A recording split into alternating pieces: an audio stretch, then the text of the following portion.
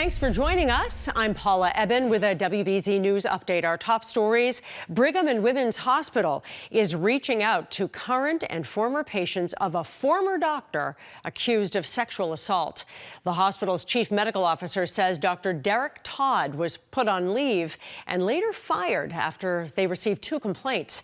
The Globe says Todd was accused of performing inappropriate pelvic and breast exams.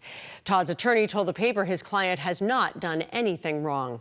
The city of Quincy has reportedly hired a Waltham legal team to investigate possible misconduct of a police officer who was accused of sexting a mentally disabled woman back in 2017. Now, the Patriot Ledger says that officer is the son of a former chief and a nephew of the mayor, and that he was investigated for all of this at the time, but cleared. The investigation will look into communications between the police officer and the woman. The probe will also look into how the police department handled the allegation. The officer is on paid leave pending the investigation. Holden police hope this surveillance video will help them track this person down who broke into a home sometime between 7 and 8 p.m. Friday, September 29th. Police say this person got into a house on Reservoir Street. If you have any information about this person, contact Holden Police.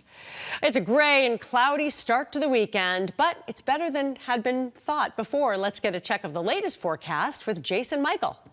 It is not our best and brightest across New England much for this Friday afternoon as we head towards the evening hours. You can already see the cloud deck beginning to lower a little bit, as well as starting to get some of those red and green tomatoes popping up on radar as well. The first of the rain showers now beginning to move in portions of Massachusetts. This is what we're going to be dealing with, at least for the first half of our weekend. It already has begun and is likely going to get a little bit of an uptick once we get into Friday evening into the overnight hours. So let's talk about what we're expecting here as far as the tropics are concerned.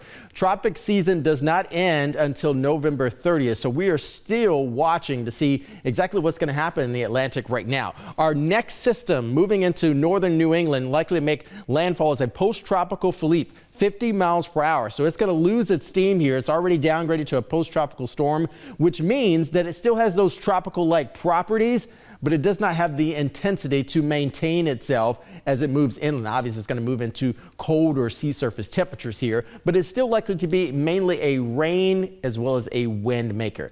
Kicking the clock forward here, you can see where this system moves northward. It's going to bring in these onshore winds, so it's going to be breezy to start out the day on Saturday. That continues through Sunday as well. That's not the cooling wind, though. The cooling wind moves in behind this frontal boundary. Area of low pressure is likely going to gobble up this post-tropical system here, and it's likely going to really kind of spin in some colder air on the backside of that low. That colder air does not filter into our region until Sunday evening into the overnight. That takes us down into the 40s, and we'll talk about that in just a few.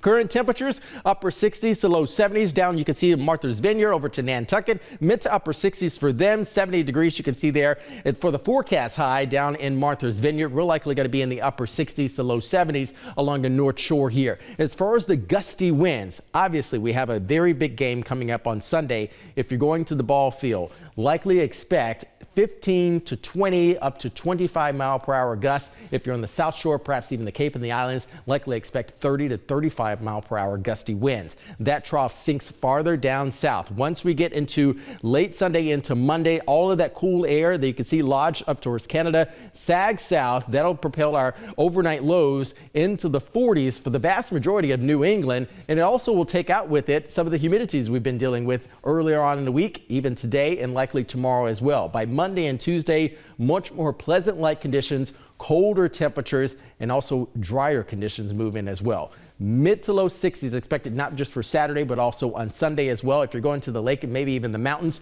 check this out. This is what you can expect. Not the best weekend to start out, doing a little bit of that photography for the foliage is concerned, but if you're going maybe on Sunday and maybe if you have the holiday off on Monday, you can likely take that in as well. This is a Courage Foliage Report.